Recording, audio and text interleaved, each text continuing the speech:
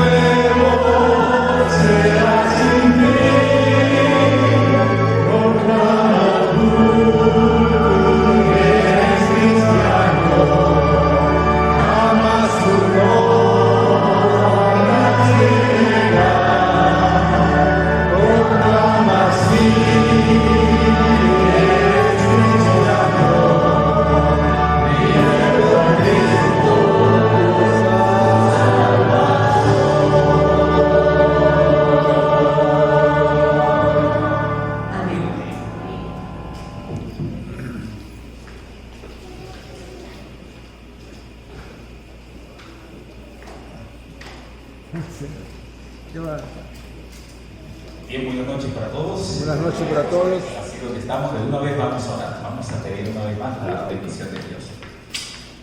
Padre nuestro que estás en el cielo, santo y glorificado es tu nombre por toda la eternidad. Estamos delante de su presencia y primeramente queremos darte a ti el honor, esa honra y esa gloria que lo merece por siempre, Señor, porque eres nuestro Dios Salvador y que pronto viene a buscarnos para llevarnos al cielo.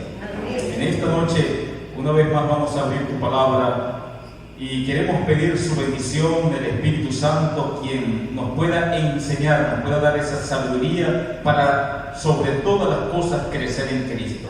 Bendícenos como tu pueblo, como tu iglesia, y que podamos ser esa luz o poseer la luz del Evangelio, la luz de Cristo Jesús en nuestras vidas y brillar en toda esta comunidad. Amén. En el nombre santo y glorioso de Jesús. Amén. Amén. Pueden sentarse.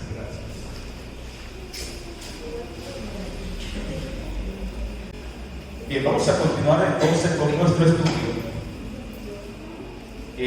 Vamos a entrar hoy en el libro de Apocalipsis capítulo 12. Pero antes vamos a repasar lo que estamos haciendo durante toda esta noche estudiando juntos, ¿no? Esto más que sermones estamos recibiendo clases, estamos estudiando. Entonces, vamos a repasar. Hoy aquí nos salió la imagen corta que pasaría un rato. No nos salió los pies de la imagen, nos cortaron los pies de la imagen. Entonces, aquí tenemos Daniel capítulo 2 y Daniel capítulo 7. Nos aprendimos eso, ¿no? Entonces, la cabeza de oro y el león con alas, ¿quién representa? Babilonia. Bueno, ustedes ya lo están leyendo allí porque ahí lo dice, ¿no? Están los nombres escritos ahí. Representa Babilonia. ¿Y los años? ¿Qué año? ¿De qué año a qué año? Tenemos allí. Porque eso es importante. Ok, entonces ya tenemos los años, ¿verdad? Eso no los aprendimos, ¿sí o no? Nos aprendimos para que nosotros demos seguimiento a través de la historia, a través de los años. Nos dimos cuenta que Dios usó el método, ¿cómo se llama el método? Historicista. Entonces, comenzó Babilonia. ¿En qué año comenzó? 605. ¿Está viendo la chuleta? Eso hay que saberlo. ¿Hasta qué año? 539. Se levantan los medios de los persas. Dios es muy detallista, ¿no? Cuando usted se mete en la historia universal, busca historia, entonces se da cuenta que los medios de los persas, ellos derrotaron o tomaron 3 reinos. Por esa razón, usted ve el oso aquí con 3 costillas en su boca, para que nosotros nos demos cuenta que sí es así, como Dios lo ha mostrado. Se trata de los medios y los persas que tomaron Babilonia, Egipto y Lidia. Esos fueron los 3 reinos que conquistaron para levantarse como imperio.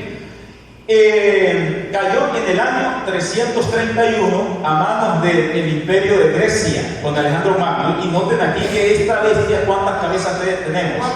4 cabezas. Alejandro el Grande, él muere joven, como a la edad de 31 años, por allí más o menos, 31 años, él muere de una borrachera. Y entonces su reino quedó dividido entre sus 4 generales. Ahí está el cumplimiento de esa tercera bestia. Y cae en el año 168 antes de Cristo. Se levanta el Imperio Romano. El Imperio Romano, esta bestia, sola, sin los cuernos, es Roma imperial. Aquí es las piernas de hierro, Roma imperial.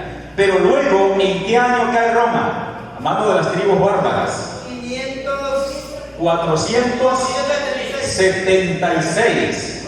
Y entonces aquí se cumplen los 10 cuernos, cuando el imperio queda dividido y surgen los primeros países de Europa.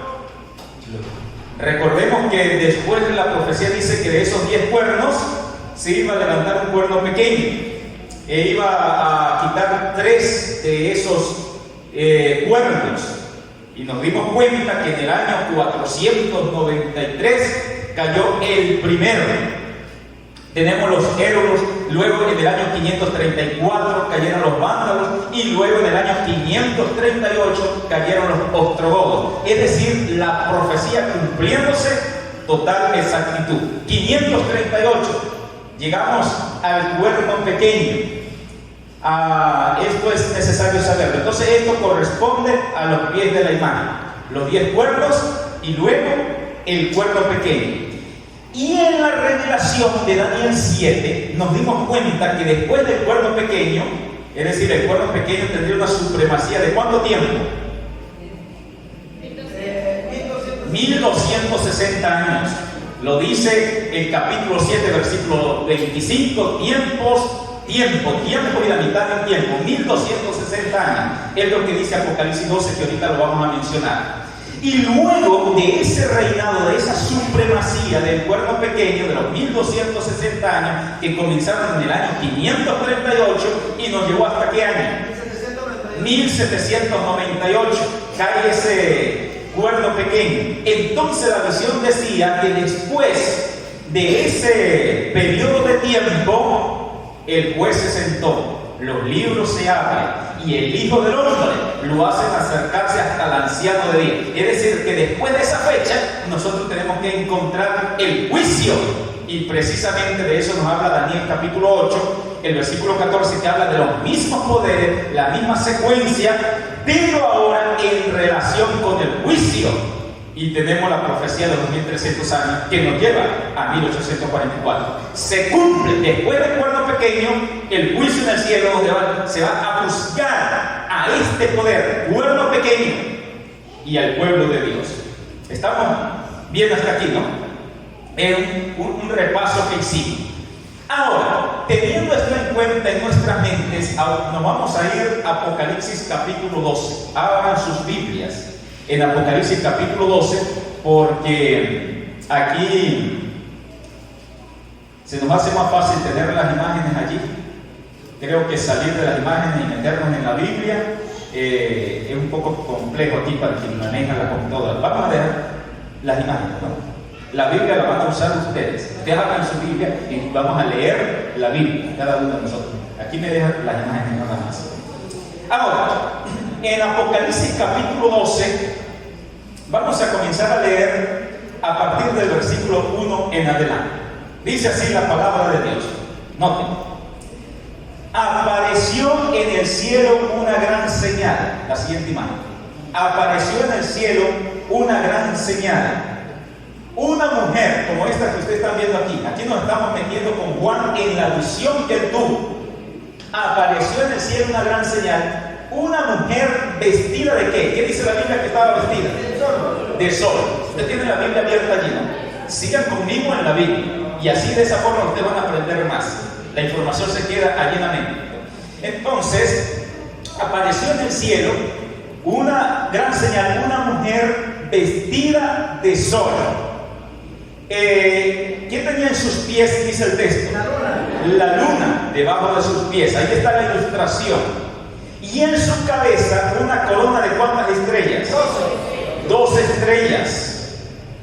Eso dice el versículo 1. ¿Hay alguna otra característica? No, eso es todo lo que dice el versículo 1, ¿verdad? Entonces la mujer vestida de sol, parada sobre la luna y una corona de 12 estrellas. ¿Qué representará? Recuerde que el libro es simbólico. Estos son símbolos. El catolicismo, los teólogos católicos, que ellos interpretan la profecía con qué método, ¿cómo se llama el método? Vamos a ver si lo aprendieron. Preterista. Interpretan la profecía con el método preterista. Ahora, los teólogos católicos, aunque los que ya escribieron, los que hicieron comentarios, por ejemplo, en la Biblia, Dios habla hoy, que hacen ese comentario que ustedes ven en la Biblia, abajo de los capítulos, los versículos, hay un comentario en las Biblias católicas. Los teólogos católicos allí escribieron que la mujer aplica a la iglesia. Los eruditos de ese tiempo, eso hace varias décadas atrás. Pero sorprende que ahora los predicadores católicos, los sacerdotes católicos que ahora sí se están levantando predicando la Biblia, está surgiendo ese despertar en la iglesia católica y muchos laicos católicos están dando estudios bíblicos. ¿Cómo lo están interpretando? A Apocalipsis capítulo 12 dicen que esta mujer es la Virgen María.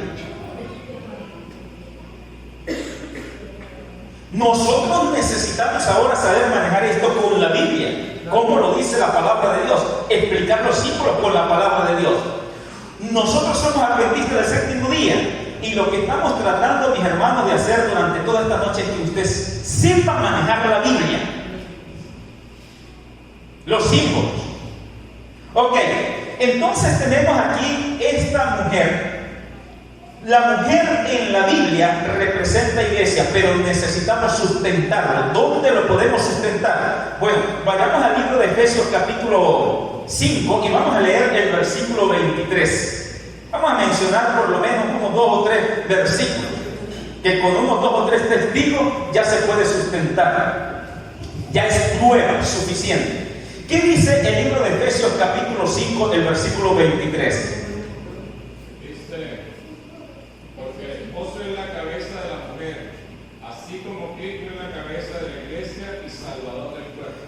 Allí nos está diciendo que Jesucristo es cabeza de la iglesia y está presentando una relación, un simbolismo del esposo con la mujer. Como el esposo es cabeza de la mujer, Cristo es cabeza de la iglesia. Ahora, pero vamos a sustentarlo aún más. Noten lo que dice Apocalipsis capítulo 19, el versículo 9. Ya tenemos ese fundamento del libro de Efesios capítulo 5. Y usted puede leer todos los versículos desde el 22 hasta el 25, donde presenta la figura de un matrimonio con Cristo y la iglesia. Y dicho sea de paso, en la parábola de San Mateo 25, ¿se acuerdan? El versículo 1 al 13, que habla de las 10 vírgenes que están esperando a quién. El novio. ¿Y quién es el novio? Jesucristo. Así que se está presentando a Jesucristo como el novio. ¿Y quiénes son las vírgenes? La iglesia. Ahí tenemos esa prueba. Y ahora en Apocalipsis capítulo 19, el versículo 9, noten lo que dice la palabra de Dios. ¿Qué nos dice? Y el ángel me dijo: escribe, bienaventurados los que son llamados a la cena de las bodas del Cordero. Ajá, el Cordero tiene unas bodas. Está hablando de bodas, es un matrimonio. En unas bodas, ¿quiénes son los personajes principales de una boda? El novio y la novia. Y aquí está diciendo las bodas del Cordero, bienaventurados los que son llamados a la cena de las bodas ¿de quién? Del Cordero. ¿Y quién es el Cordero? Jesucristo. Es decir, que Jesucristo se va a casar. Las bodas del Cordero. Y por esa razón, ya usted tiene esto, digamos 3 textos, ¿no? Efesios, Mateo 25, que no lo leímos, pero ahí está, la parábola de las 10 vírgenes, Jesucristo es el novio. Y ahora tenemos Apocalipsis capítulo 19, el versículo 9, donde habla de las bodas del Cordero. ¿Y con quién se va a casar Jesucristo? Vean el capítulo 21, versículo 2, ¿qué nos dice?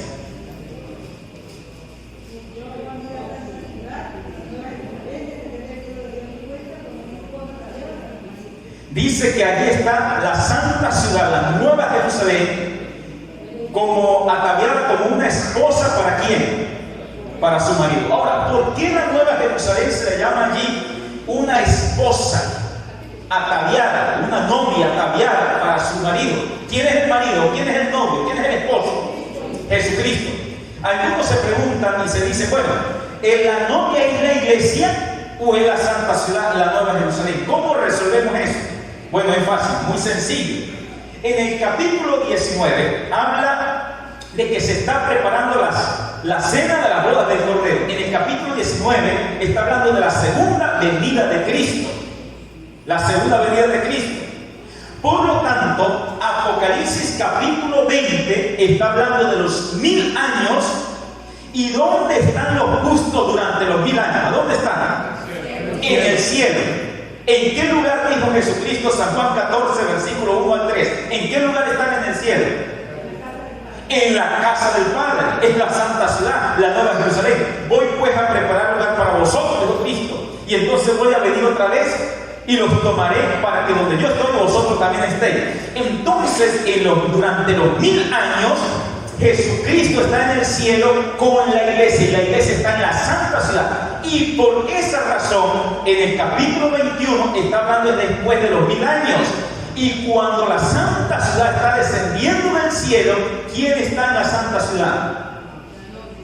La iglesia, que es la novia. Por esa razón es que allí a la santa ciudad se le está llamando que está ataviada como una esposa, como una novia para su marido, porque en la santa ciudad ya está presente la iglesia. ¿Estamos claros hasta aquí?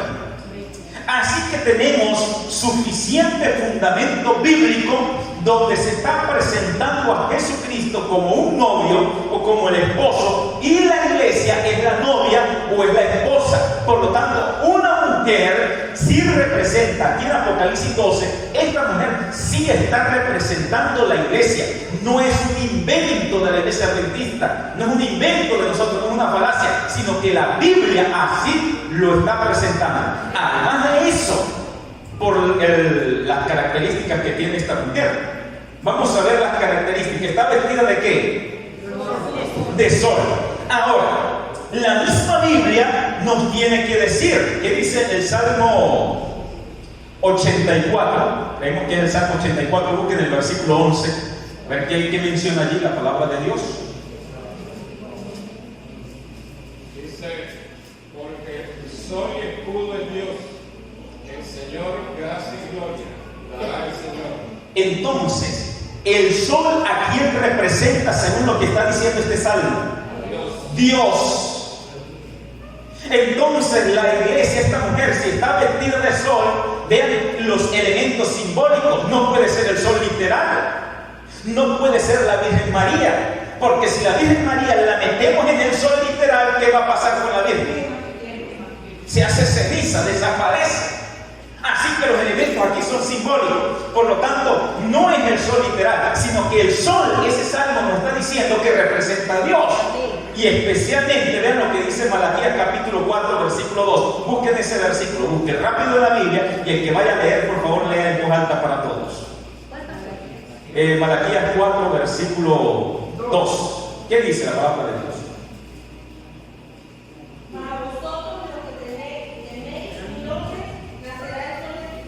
Noten, ¿nacerá el sol de qué? De justicia. Entonces, ese sol que representa a Dios, este texto nos está aclarando que representa la justicia de Dios. En otras palabras, esta mujer que representa a la iglesia está vestida de la justicia de Dios, de Cristo Jesús. ¿Estamos claros aquí? Así, mis hermanos, tenemos que manejar la Biblia, tener la respuesta. Es Dios mismo quien nos está diciendo qué significa el símbolo. Recuerden, el principio de interpretación de la Biblia es que la Biblia se explica a ella misma. No es lo que uno imagina, lo que uno supone, sino que la misma Biblia nos está dando la explicación.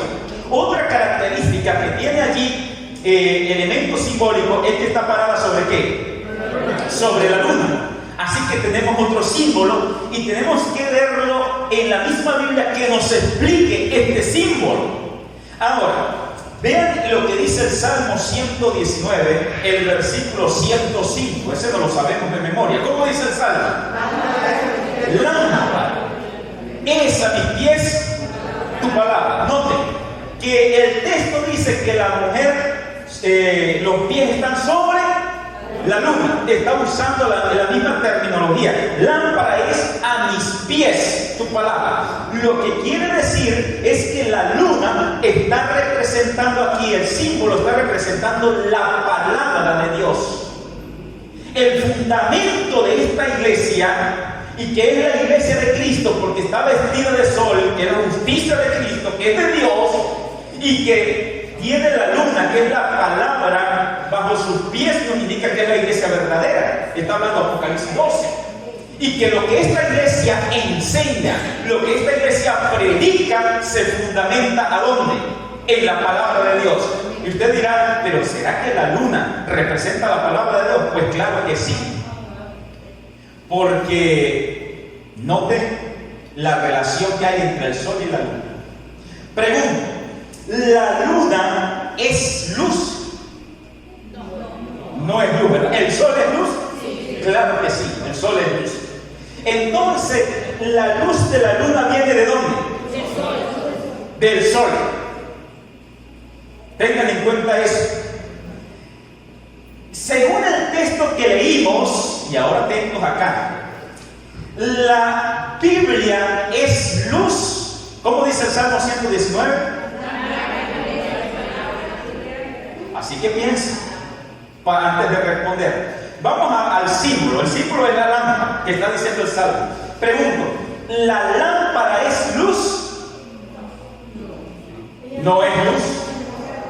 Porque donde yo fui criado, por allá cuando tenía 3, 4 años de edad, yo me acuerdo, cuando se alumbraba era con la lámpara, no había luz eléctrica, eso era en un campo por allá. Pero cuando no había aceite, o el queroseno, o el gasoil, la lámpara estaba en la casa, pero no había luz. Así que la lámpara no es luz, la lámpara aporta luz.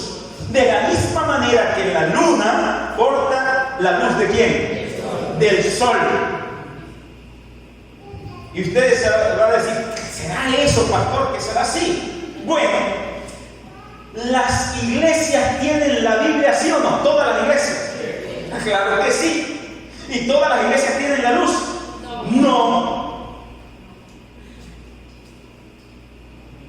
Porque una cosa es tener la Biblia y otra cosa es tener la luz.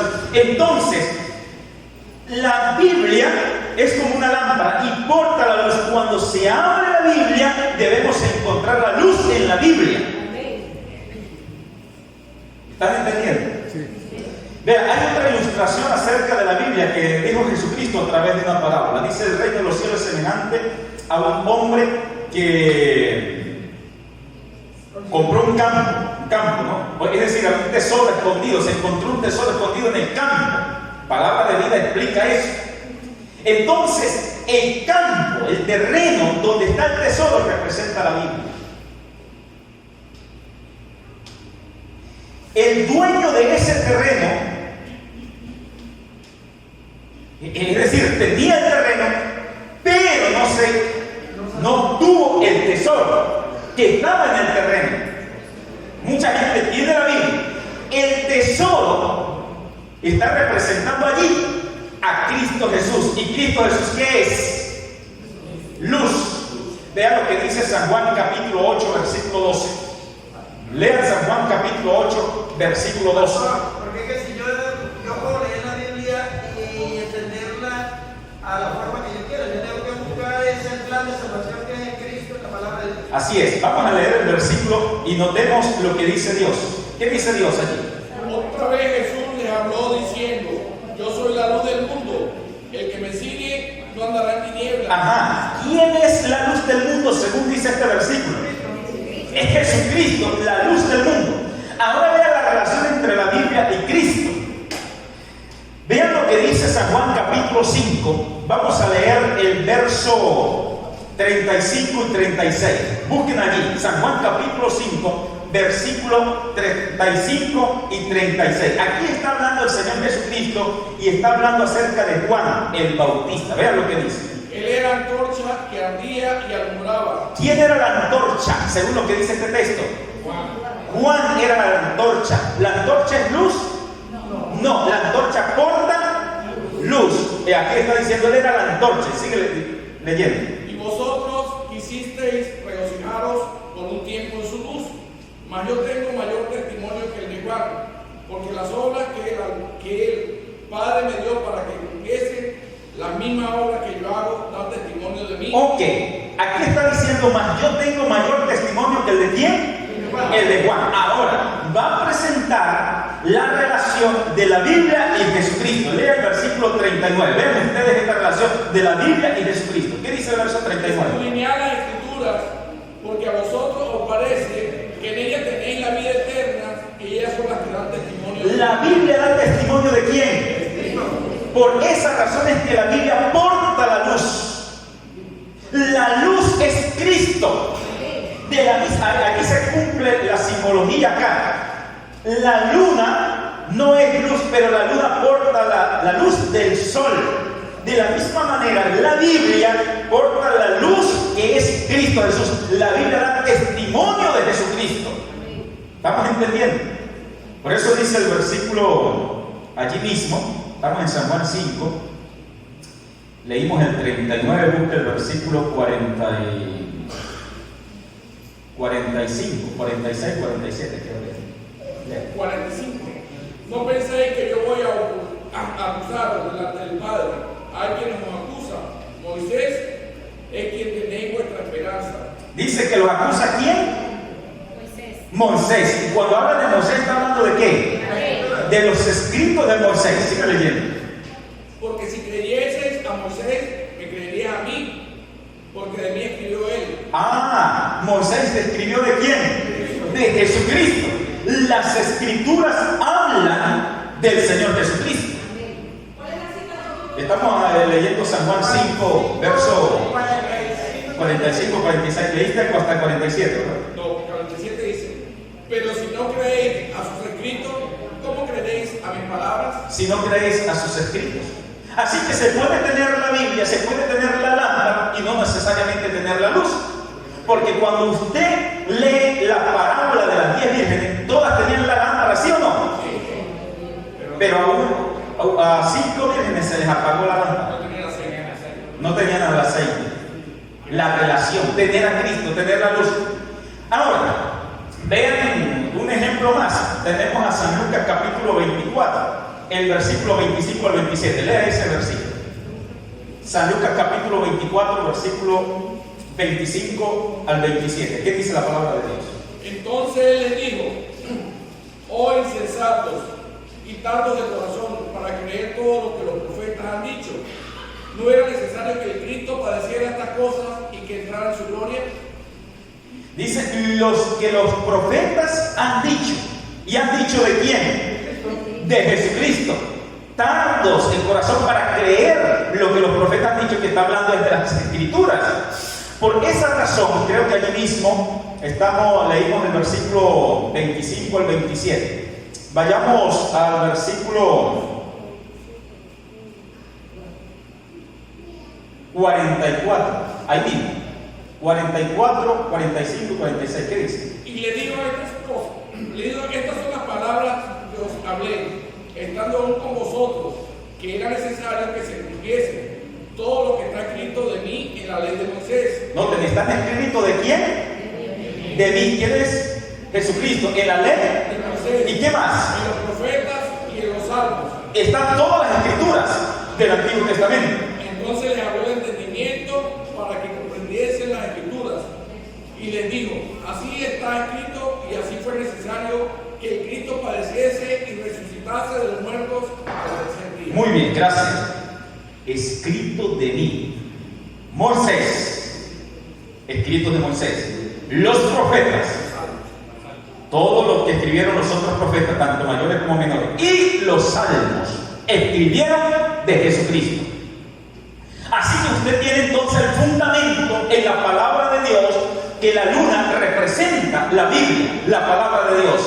Y cuando habla la Biblia, porta la luz que es Cristo Jesús.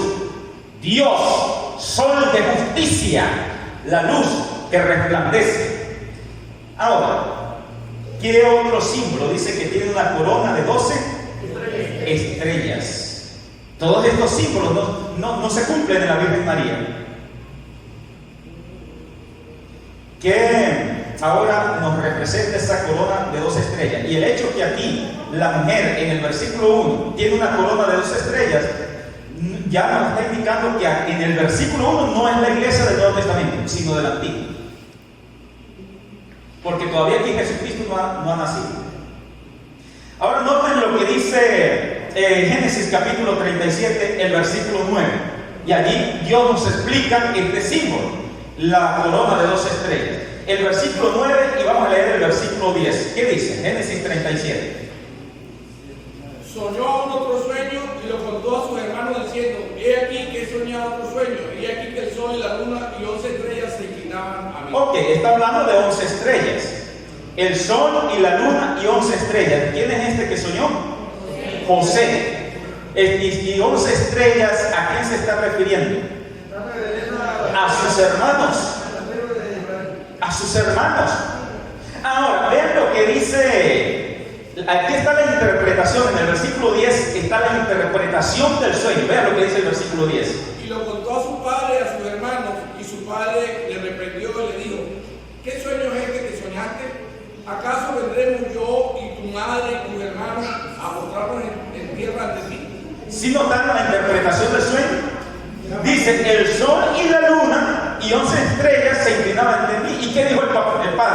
Él, la mamá, su madre y sus hermanas. O sea que José era la Claro, porque si está diciendo que sus hermanos, 11 estrellas, sus hermanos, José es el número 12, porque son 2 hermanas. Quiere decir entonces, hermanos, que las 12 estrellas que están aquí en esta corona sobre la cabeza de la mujer, Dios está diciendo que es el pueblo de Israel, que fue formado por 12 tribus. Así de sencillo. Entonces no es la Virgen María. Porque si fuera la Virgen María, así como lo estamos explicando con la Biblia, la misma Biblia diría que es la Virgen María, de donde nació Jesús. Tendría que haber otros textos que lo explicaran así, pero en ninguna parte de la Biblia nos menciona que la mujer es la Virgen María, sino que estos textos nos están explicando cada uno de esos símbolos. Ahora, ¿se aprendieron los símbolos? ¿Se aprendieron los textos? ¿Sí o no? Así es que hay que manejarlo. La Biblia dice qué es el sol, la Biblia dice qué es la luna, la Biblia dice qué es la corona de 2 estrellas. La Biblia lo está diciendo. Es un escrito estar, un despertar en el estudio de la Biblia. Así que indiscutiblemente es el pueblo de Israel, la iglesia de Dios del Antiguo Testamento. Ok.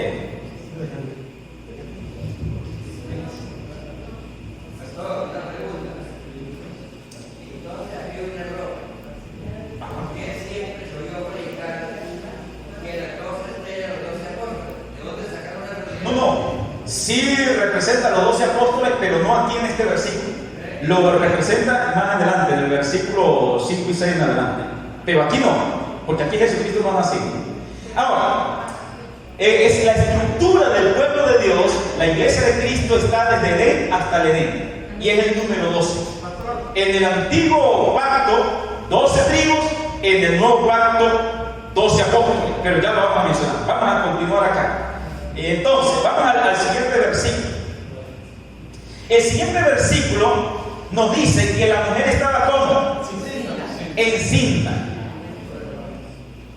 Están ahí en el texto. La mujer estaba encinta y gritaba con dolores de parto en la angustia del alumbramiento. Vean ahí está la mujer, las 12 estrellas, y está con ese dolor de parto en la angustia del alumbramiento. Qué interesante. Saben que los predicadores de la Iglesia Católica, predicadores católicos, dicen así, enseñan así: Jesús fue concebido por obra y gracia del Espíritu Santo, y eso es así, la Biblia lo declara. Pero de la misma manera como Jesús fue a través de un milagro que fue encarnado, entró en el vientre de María a través de un milagro que no lo sabemos explicar. De la misma forma, Jesús nació a través de un milagro. Es decir, que María permaneció siempre virgen. Lo normal y natural es que cuando Jesús nació, después de los 9 meses que estuvo en el vientre de María, su nacimiento le quitó la virginidad a María, ¿sí o no? Pero los teólogos católicos están diciendo no, Jesús no le quitó la virginidad a María. Así que cuando se le pregunta, ¿y entonces cómo nació Jesús? Bueno, de la misma forma que entró a través de un milagro, que se salió sin quitarle la virginidad a María. Ahora hay un problema aquí con los teólogos católicos, porque si ellos dicen que esta mujer representa a María, pues el versículo 2 está diciendo aquí que María gritaba con dolores de parto en la angustia del alumbramiento. Es decir, que María está teniendo un parto normal como cualquier otra mujer cuando va a dar a luz, pero ocultan ese detalle. No muestran este versículo, pero este versículo está mostrando. Ahora, claro, aunque esta mujer está representando la iglesia, se está tomando aquí la experiencia de María para simbolizar ¿qué? La iglesia, en este detalle. Pero María no tiene todos los elementos, como vestida de sol, como la corona de 2 estrellas, como la luna debajo de los pies. No tiene esos elementos, sino el simbolismo que está representando a la iglesia. Ahora, sí, ok. La Biblia es clara, Mateo 1:25. Mateo 1:25 dice que José no la conoció hasta tanto después de que Jesús naciera. O sea, ahí la Biblia dice que si la conoció, ¿cómo sigue siendo él? Claro, y si María, después que nació Jesús, se tenía que seguir siendo virgen, si eso estaba en el plan de Dios, si eso era importante, y José no tenía que conocerla íntimamente, eso hubiese sido revelado. Nosotros y ningún ser humano tiene ningún problema en pensar que José y María vivieron la vida de una pareja de esposos normal, íntimamente, sexualmente. No tenemos ningún problema delante de Dios, porque ¿qué concepto tenemos nosotros del matrimonio de una pareja? Es que ellos tienen su intimidad normal. Y por lo menos hay 12 años que registra la Biblia que José siguió al lado de María. ¿Se acuerdan cuando Jesús fue al templo que tenía 12 años y fue José y María con Jesús al templo? Así que es normal pensar, es totalmente natural pensar que María y José vivieron la vida de esposos de una pareja con todo lo que implica la relación íntima o sexual. Ok, pero sigamos acá. Entonces, clamaba con dolores de parto en la angustia de alumbramiento. ¿A qué se refiere estos dolores de parto con la angustia de alumbramiento? Vamos a retroceder un momentico a la primera imagen para saber a qué se refiere. La primera imagen la está adelantando. Atrás. Ok, la primera. Una más. Aquí tenemos los dolores de parto. Si la mujer está representando a la iglesia, el pueblo de Israel, estas 4 bestias a que ustedes ven acá son las que están llevando a la mujer a la angustia o a los dolores de parto. Durante estas cabezas o estas bestias que el dragón está usando para perseguir al pueblo de Dios, el pueblo de Israel clamaba por la venida del Mesías para que lo hiciera libres de todos estos imperios que los tenían cautivos.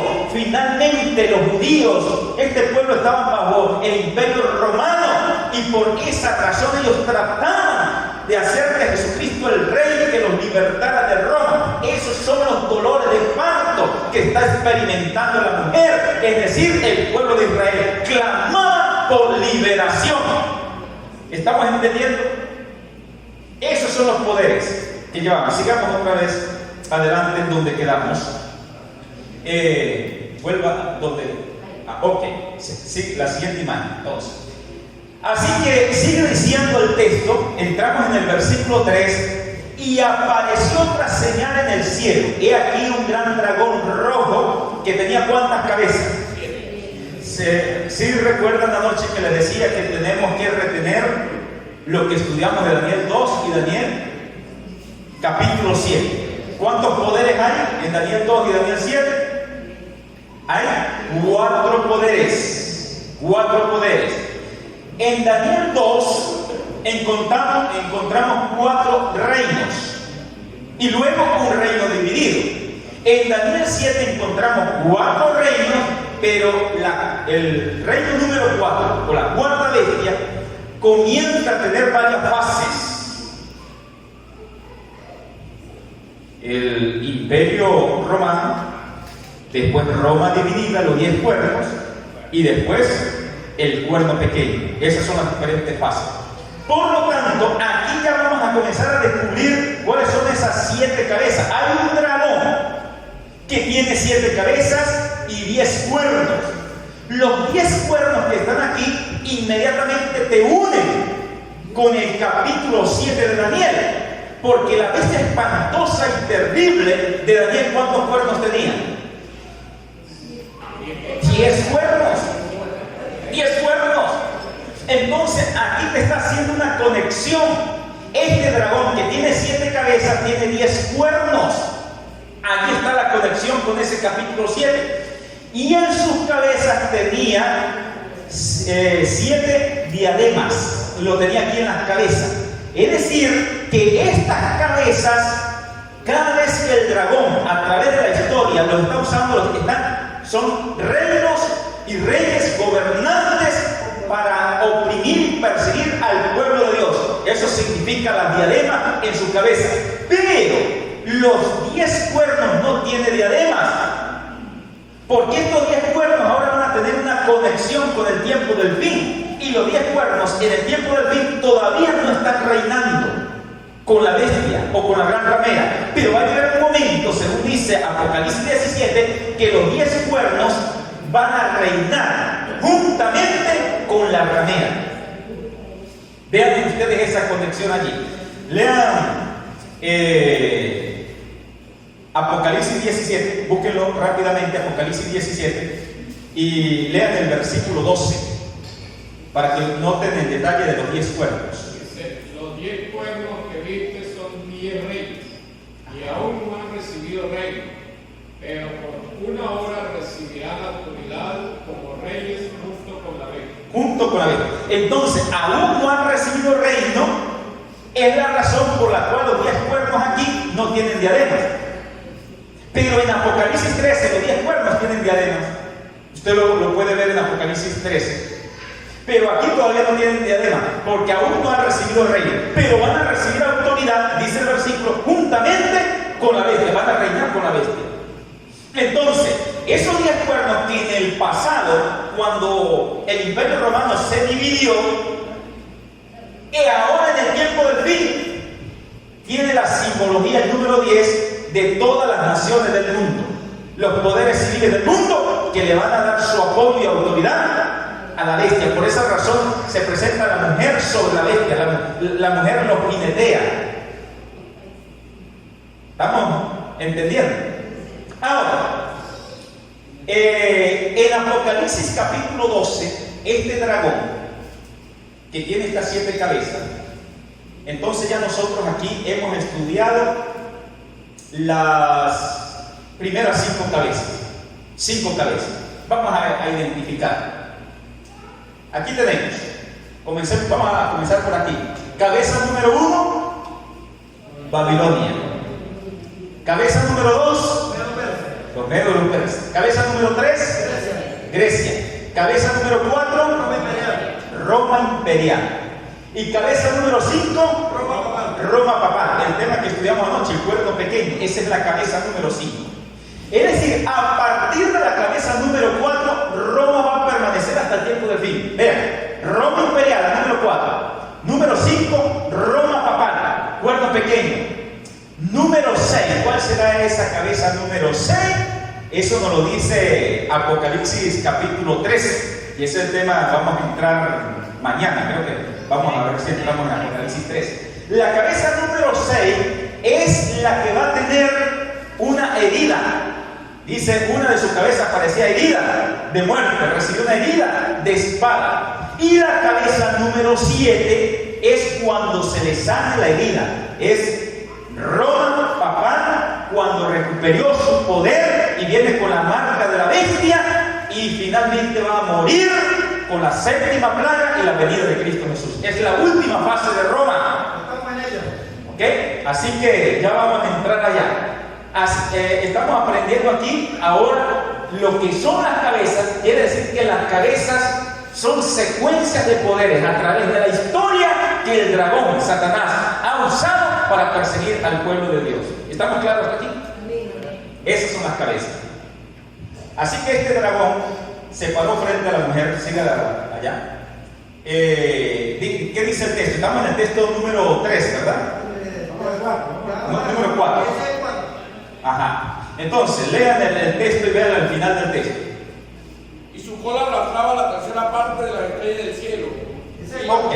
Y la arrojó sobre la tierra. Sobre la tierra. Aquí está. Entonces, ese dragón, en primer lugar, representa a Satanás, el diablo. Eso dice el versículo 9. Lean un momentico el versículo 9. ¿Qué dice el versículo 9? Y fuera este gran dragón, la serpiente antigua que se llama Diablo y Satanás.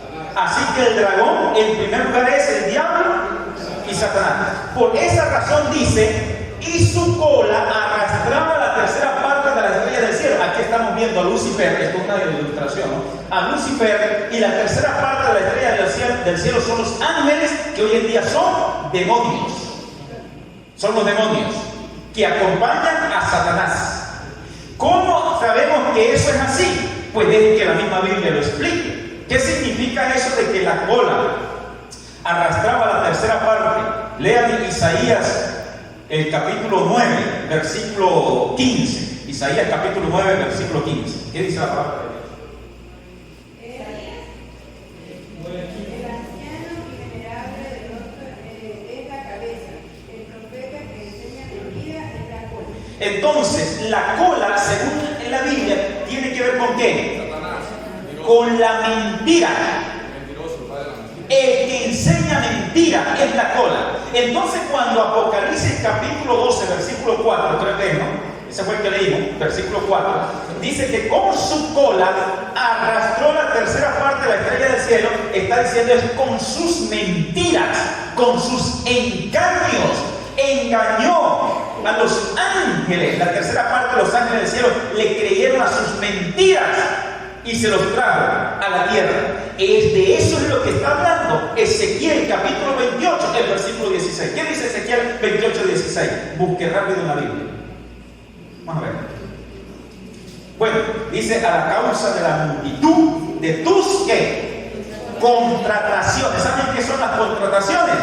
Las mentiras, las calumnias, los engaños de Lucifer. Hablaba espaldas de Cristo, criticaba el gobierno de Dios con los otros ángeles. Esas eran las contrataciones, contratos, y esos otros ángeles decidieron firmar el contrato con Lucifer. Esa es la cola que arrastró la tercera parte de las estrellas del cielo. Sigamos. 28, 16. Okay. Así que ahí está la caída, bueno, cuando fueron lanzados a la tierra. Y sigue diciendo el texto número 5, ¿no? Vamos en el 5. ¿Qué dice? Vamos a leerlo para todos. Allí dio a luz un hijo varón que había de regir a todas las naciones con vara de hierro. No, creo que nos adelantamos. Para Dios y para su presencia. Nos adelantamos. En el 4 dice, es el 4, quedamos en el 4.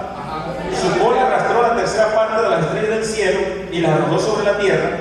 Y luego menciona, y el dragón se paró frente a la mujer que estaba para dar a luz a fin de devorar a su hijo tan pronto como naciera. Ahí vemos la ilustración, ¿no? El dragón se paró frente a la mujer, La mujer es el pueblo de Israel.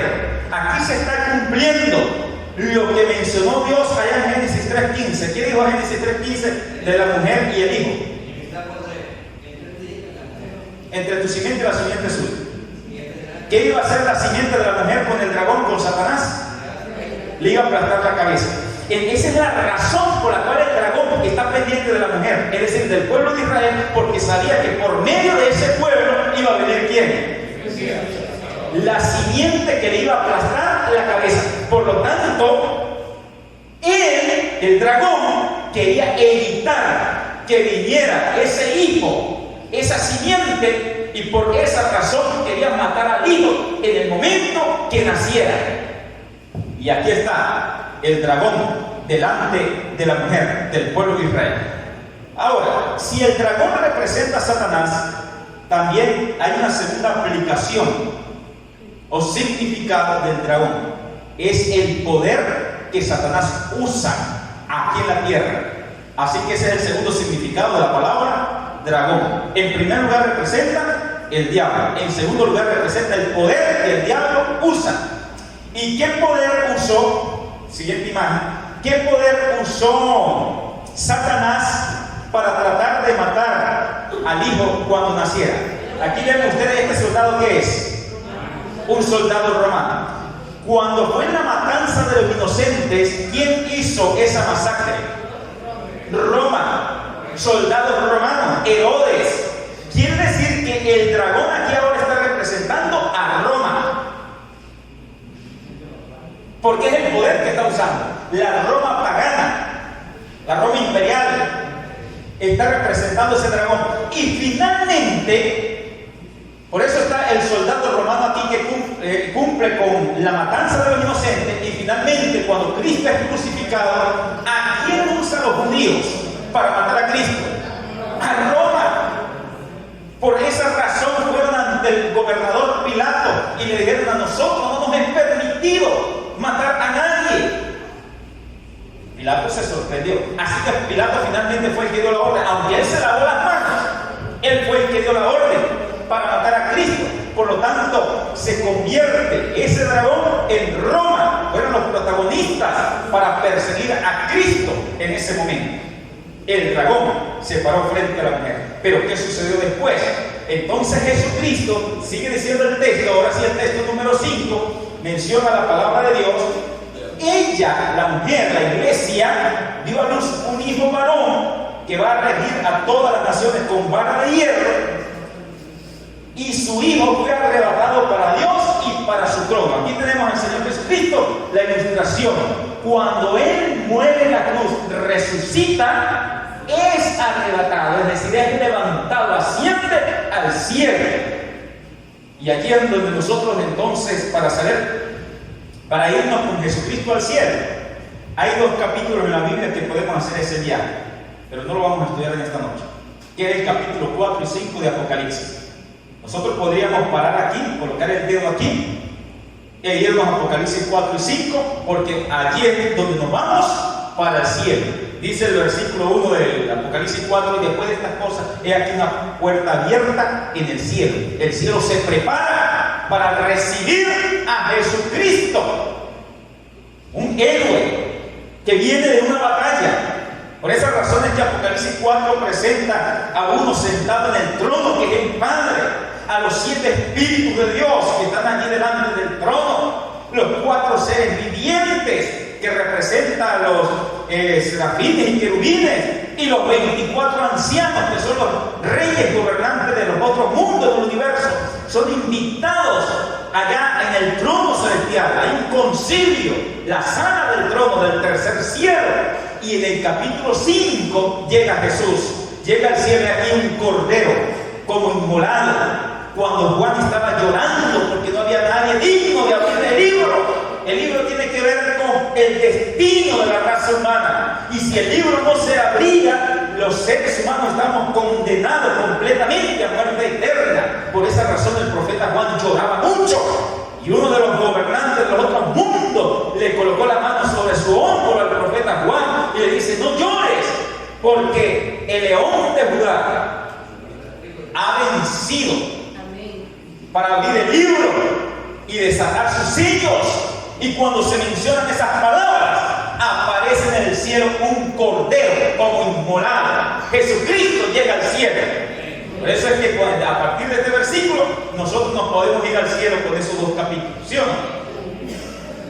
Y entonces, luego dice el versículo 6, la mujer, sigamos adelante aquí,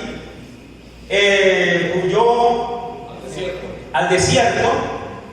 Luego de eso hay una batalla.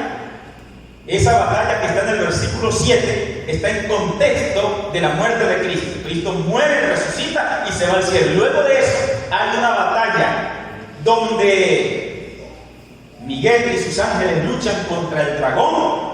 Y lucha el dragón y sus ángeles, pero no prevalecieron. No se halló ya más lugar para ellos en el cielo, porque ellos antes se presentaban en el cielo, antes de que Cristo muriera en la cruz. Satanás iba al cielo, iba a los concilios del cielo. Y luego que sucedió esto, entonces, cuando el dragón vio, esto lo dice el versículo 13, que había sido arrojado a la tierra, entonces, ¿qué hace? Persiguió a la mujer que había dado a luz al hijo varón. Otra evidencia que no puede ser la Virgen María, ¿verdad? Porque después que Cristo muere y se resucita y se va al cielo, no vemos a un dragón persiguiendo a la Virgen María. Entonces, ¿a quién está persiguiendo aquí? A la iglesia. El dragón vio que había sido arrojado, ahora es condenado completamente. Muerte eterna para Satanás, ya no tiene permiso de entrar a los concilios del cielo, entonces se va a perseguir a la mujer.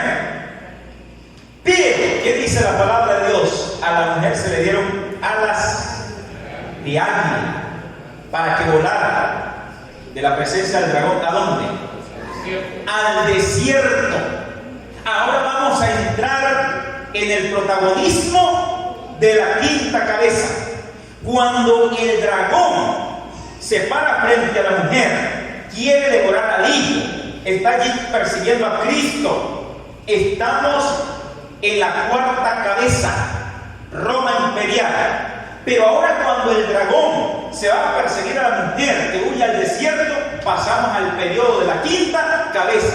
Ahora el dragón aquí es el cuerno pequeño de Daniel capítulo 7, versículo 25. El cuerno pequeño persiguió a los santos del Altísimo. ¿Quiénes son los santos del Altísimo? La mujer acá en Apocalipsis 12.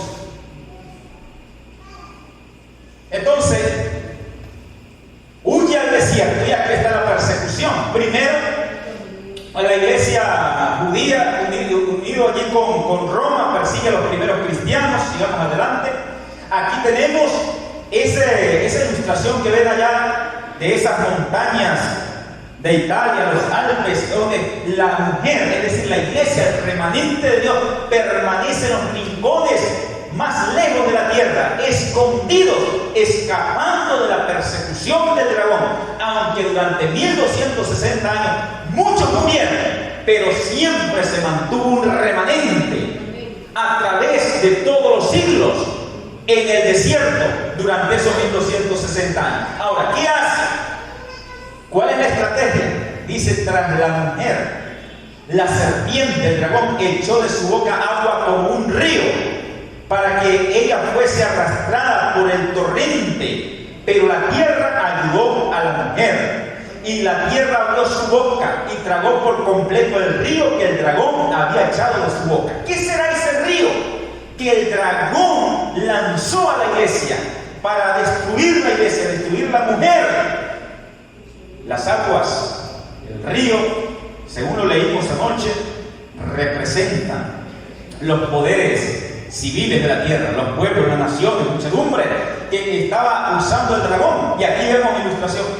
Y aquí estas imágenes que vienen pueden herir la sensibilidad, pero eso es lo que dice la historia. Este es el río que el dragón usó a través de la Edad Media, de los poderes políticos y religiosos, poderes, el sistema papal, con eso que llamaban la Santa Inquisición, que de santa no tiene nada. Entonces, estas imágenes precisamente es lo que dice la historia universal. Esto es historia, esto no es cuento. Esto no es un invento, esto es real. ¿Y qué dice la historia? Que durante esos 1260 años, este poder, sistema papal, usó los poderes civiles de ese tiempo, especialmente Francia. Francia fue considerada hija del papado. Le dio el poder al papado. Y dicho sea de paso, pasa 6 años, por favor, que ya está bien así. Ahora, y vean que aquí se cumple otra profecía de nuestro Dios. Este poder tomó la espada del poder civil, según dice Romanos. ¿Qué dice Romanos capítulo 13, versículo 4? Alguien que lo lea allí. Romanos 13, versículo 4. ¿Qué dice? Está hablando del poder civil. ¿Y qué tiene el poder civil, según dice este texto? Porque es servidor de Dios para tu bien. Pero si hace lo malo, teme, porque no en vano lleva la espada. Pues es servidor de Dios, vengador, para castigar al que hace lo malo. ¿El poder civil tiene una espada, sí o no? Sí. Claro que sí, ahí el texto lo está diciendo. Está hablando de los poderes civiles. Es servidor de Dios. Y no en vano lleva la espada. La espada que lleva el poder civil es la segunda tabla de la ley, que Dios se la dio al poder civil para que preserve el orden social. Y en todo aquel que quebrante la ley, pues ahí está la espada, tiene que castigarlo. Por eso se emite preso y se coloca multa. El poder civil. Ahora, este sistema durante la Edad Media usó la espada del poder civil para perseguir al pueblo de Dios. La iglesia usó la espada.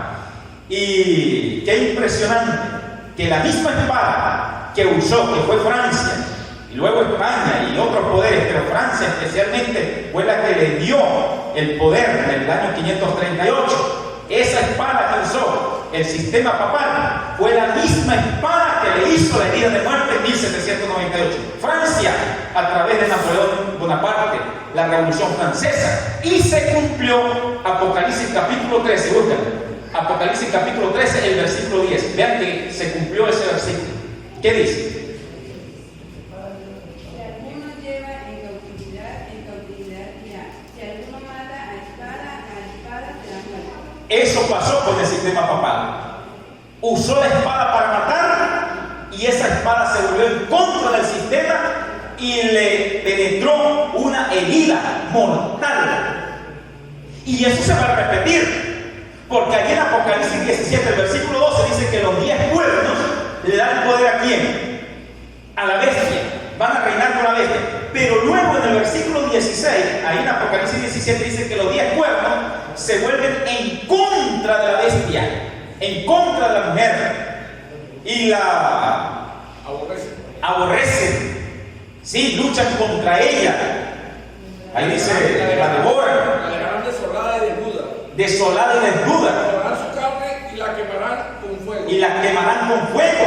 Se están dando cuenta, los mismos 10 cuernos que antes lo están usando para perseguir al pueblo de Dios, ahora esos 10 cuernos se les voltean para destruir y perseguir a ese poder. Entonces, el que espada mata, espada va a ser muerto. Y eso sucedió aquí. Entonces, este es el río que usa el dragón para arrastrar a la mujer. Ahí lo tenemos.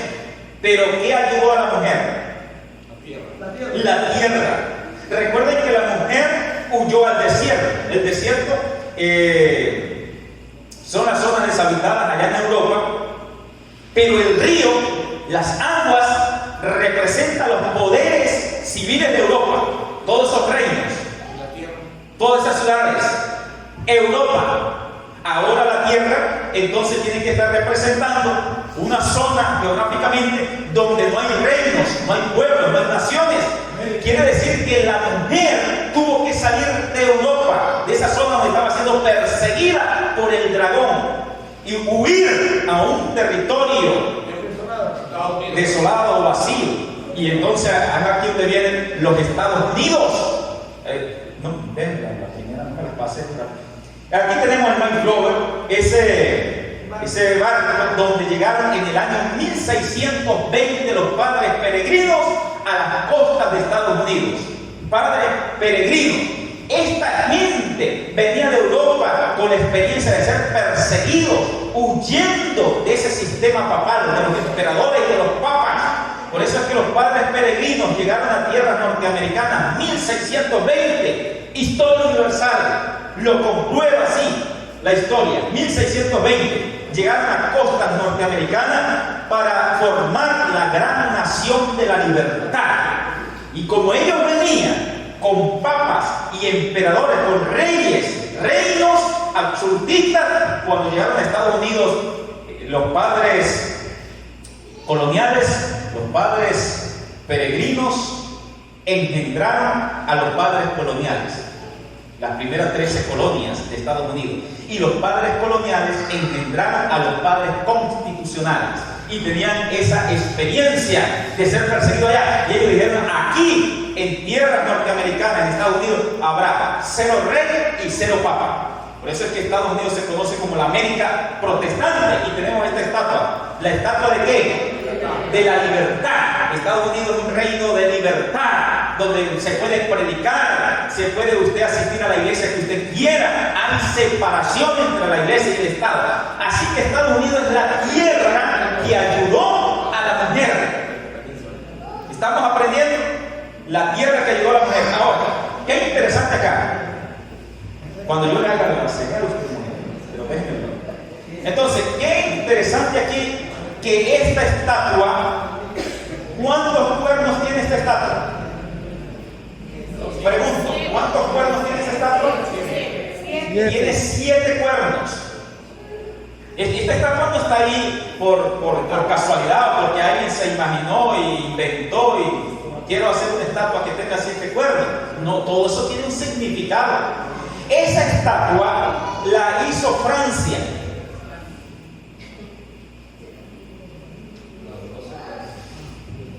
¿Cuántos se acuerdan que habían 10 cuernos, 10 reinos, se derribaron 3? ¿Cuántos quedaron? 7, allá en Europa. Esos son los primeros países de Europa. Ahorita la Unión Europea tiene, creo que 27 países, algo que forman la Unión Europea, 27, 28 por ahí. Pero inicialmente fueron 7. Entonces, Francia se la regaló a los Estados Unidos. Y sabe el simbolismo, la representación de esto está allá en Nueva York, ¿no? Se la mandó a Estados Unidos, tal vez en maqueta, ¿no? Y la construyeron en Estados Unidos, pero Francia es la de la idea. Porque esos 7 cuernos que están allí representan los primeros 7 países, naciones que surgieron en Europa. Y precisamente Estados Unidos se está formando de gente que viene ¿de dónde? De Europa. Los peregrinos, los que están huyendo de Europa por causa de la persecución, formaron los Estados Unidos de Norteamérica. Y esos 7 cuernos están representando eso. Es gente que viene de Europa a formar los Estados Unidos. Queridos, Francia le estaba diciendo: recuerda que vienen nosotros. Así es que por esa razón, en Apocalipsis 13 dice que la bestia que surge de la tierra, que está hablando de Estados Unidos, va a hablar como dragón. Es decir, Estados Unidos va a hablar como Roma. Nuevamente, sigamos. Por lo tanto, llegamos al último versículo de Apocalipsis capítulo 12. Mira, hermano, nosotros no vimos todos los detalles y todos los textos de Apocalipsis 12. Sí se dieron cuenta que nos saltamos algunos versículos. Porque los versículos que nos saltamos tendríamos que estudiar Apocalipsis 4 y 5, irnos para allá. Por eso nos saltamos esas partes aquí, para no entrar en Apocalipsis 4 y 5, aunque le dije rápidamente un pequeño resumen. Pero ahora, llegamos aquí en el último versículo, que no debería ser este el último versículo. El último versículo de Apocalipsis 12 debería tener 18 versículos. El 1 de Apocalipsis 13 debería ser acá el 18, porque está conectado en el orden temático.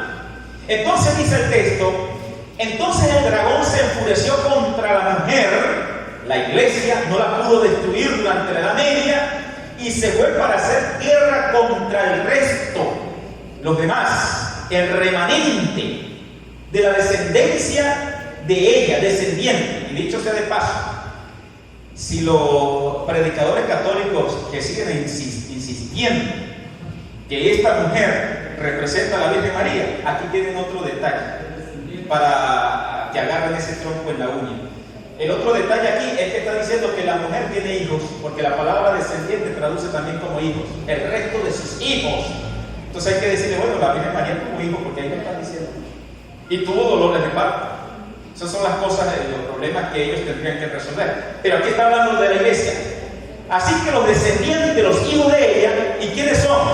Que guardan los mandamientos de Dios y tienen el testimonio de Jesucristo. Ahora vean, hermanos, aquí llegamos, con este versículo llegamos al tiempo del fin. Pasamos en la historia de la Edad Media, 1260 años, y llegamos al tiempo del fin, en el versículo 17. Por eso es que Apocalipsis 12 está con el método historicista. Comenzamos antes de Cristo y seguimos con la historia de la iglesia. Dicho sea de paso, lo que mencionaba el hermano, cuando el dragón, después que Jesucristo murió, resucitó y se fue al cielo, dice que fue arrebatado al cielo, y cuando dice que entonces el dragón persiguió a la mujer, ahora sí está hablando de la iglesia del Nuevo Testamento. Y entonces la corona de 2 estrellas con la iglesia del Nuevo Testamento representa ¿a quién? A los 12 apóstoles. ¿Ok? Eso está en el versículo 5 y 6 en adelante. Por lo tanto, hermanos, ahora el punto aquí es que el dragón se concentra en el tiempo del fin. No pudo destruir la iglesia durante la Edad Media. Ahora él va a pensar en la estrategia que va a usar para perseguir al remanente en el tiempo del fin. Y vamos a quedar con esa última imagen. Hay una imagen más. Entonces, el siguiente versículo menciona así: el dragón se paró sobre la arena del mar. ¿Cómo dice su versión? Tal vez su versión dice y me paré sobre la arena del mar. Pero hay algunas versiones que están traducidas correctamente. Cuando dicen, la versión que dice me paré sobre la arena del mar, parece... Es el siguiente versículo que estoy mencionando, es el 1. Hay algunas versiones que colocan el versículo 18. Me paré sobre la arena del mar. Sí, esa traducción no está bien apegada al original. La que está pegada al original es que dice y se paró. ¿Tiene alguna versión que diga así, se paró sobre la arena del mar? No hay. Entonces, esa es la versión correcta. Quien se paró sobre la arena del mar, ¿quién es? El dragón fue el que se paró sobre la arena del mar. El dragón se fue a hacer guerra contra el resto de la descendencia de ella. Y el dragón se paró sobre la arena del mar. Y ahora entonces ese dragón que tiene 7 cabezas ve subir del mar una bestia que tiene 7 cabezas. ¿Qué representaría el mar aquí?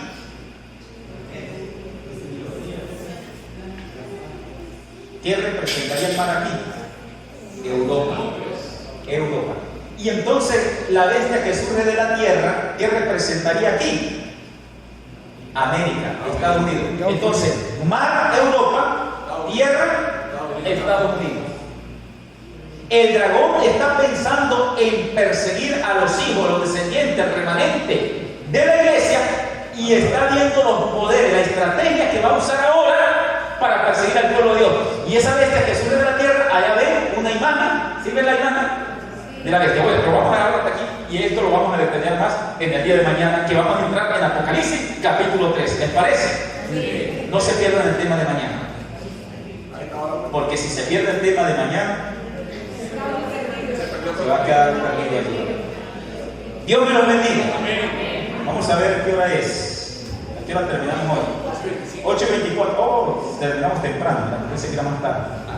Muy bien. Vamos a colocarnos de pie y vamos a orar. Bueno.